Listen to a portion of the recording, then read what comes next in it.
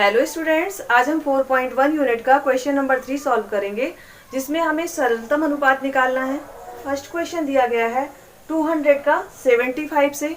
तो सबसे पहले हम इसको सॉल्व करने के पहले जानते हैं कि अनुपात क्या कहलाता है। किन्हीं दो संख्याओं की जब हम तुलना करते हैं तो वो कहलाता है अनुपात, और उसे हम इस साइन से दर्शाते हैं।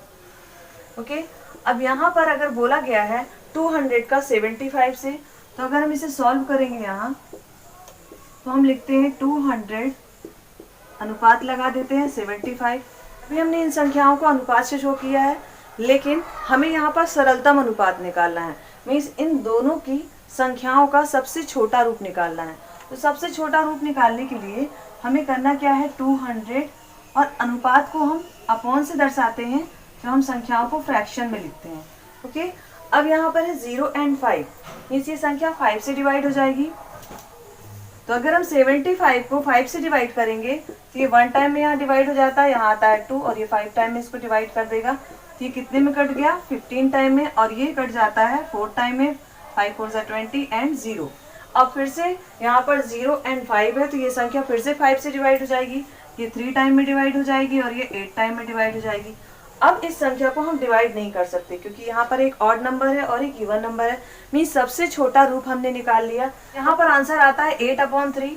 मीन्स इसका सरलतम रूप क्या होगा, इसका सरलतम रूप होगा 8:3। ये इसका सरलतम रूप है, सबसे छोटा रूप। अनुपात का सबसे छोटा रूप क्या कहलाता है, सरलतम रूप कहलाता है। ओके, ऐसे ही सभी क्वेश्चन है जिनको हम सॉल्व करेंगे। तो चलिए नेक्स्ट क्वेश्चन लेते हैं। अब यहाँ पे सेकेंड क्वेश्चन है 48 मीटर का 36 मीटर से। तो यहाँ पर भी हम जब इसे सॉल्व करेंगे तो हमें लिखना पड़ेगा 48/36। अब इस संख्या को भी हम इस तरीके से डिवाइड कर देते हैं अपॉन 36 करके। राइट हैंड साइड की जो डिजिट होगी वो हमें नीचे रखनी है, क्योंकि ये डिनोमिनेटर में जाती है। अब यहाँ देखेंगे, यहाँ 8 है एंड 6, ये संख्या आपकी 2 से डिवाइड हो जाएगी, और ये संख्या एक इवन नंबर है। यहाँ पर 8 है एंड 6, मीन्स ये संख्या एक इवन नंबर है, तो ये 2 से भी डिवाइड हो जाएगी, और ये संख्या 4 से भी डिवाइड हो जाएगी, क्योंकि 48 एंड 36 दोनों ही 4 से डिवाइड हो जाते हैं। तो ये 9 टाइम में डिवाइड हो जाएगा, ये 4 से 1 टाइम में, और ये 2 टाइम में डिवाइड हो जाएगा। तो यहाँ आंसर आ जाता है 12/9। लेकिन अभी ये संख्या और भी डिवाइड हो सकती है, तो यहाँ पर हम 3 से डिवाइड कर लेते हैं 3 टाइम में, और ये 4 टाइम में। अब ये एक इवन और ऑड नंबर आ गया, अब डिवाइड नहीं होगा, तो ये इसका लास्ट डिवाइड था 4/3। तो इसका हम सरलतम रूप कह सकते हैं,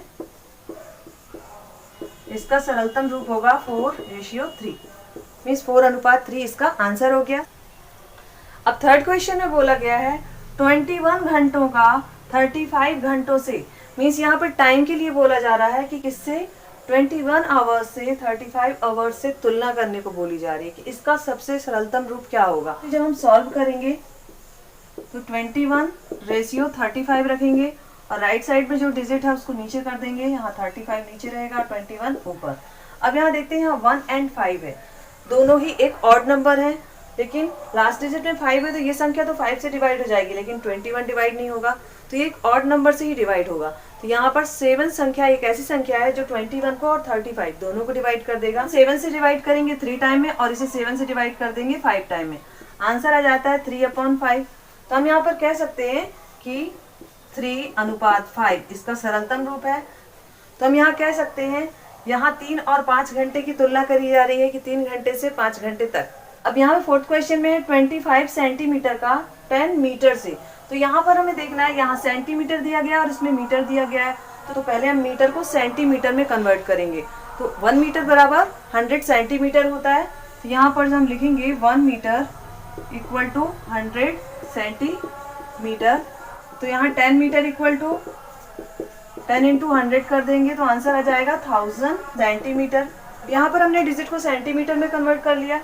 अब यहाँ लिखेंगे 25 सेंटीमीटर है ये, और अपॉन ये डिजिट थी यहाँ मीटर वाली, तो इससे नीचे जाएगी यहाँ पर 1000 सेंटीमीटर।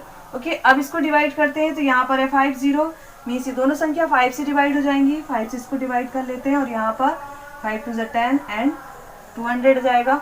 फिर से 5 1 5 एंड 5 4 20 एंड 0। तो यहाँ पर कितना आ जाता है, 1/40, मीन्स 1:40 आ जाएगा यहाँ पर। तो यहाँ पर हम कह सकते हैं 1 सेंटीमीटर से 40 सेंटीमीटर की इसमें तुलना की जा रही है। अब क्वेश्चन नंबर 5 में देखेंगे, यहाँ है 8 किलोग्राम का 600 ग्राम से। तो यहाँ पे संख्या किलोग्राम में दी गई है और इसमें ग्राम में दी गई है। यहाँ हमें किलोग्राम को ग्राम में कन्वर्ट करना होगा।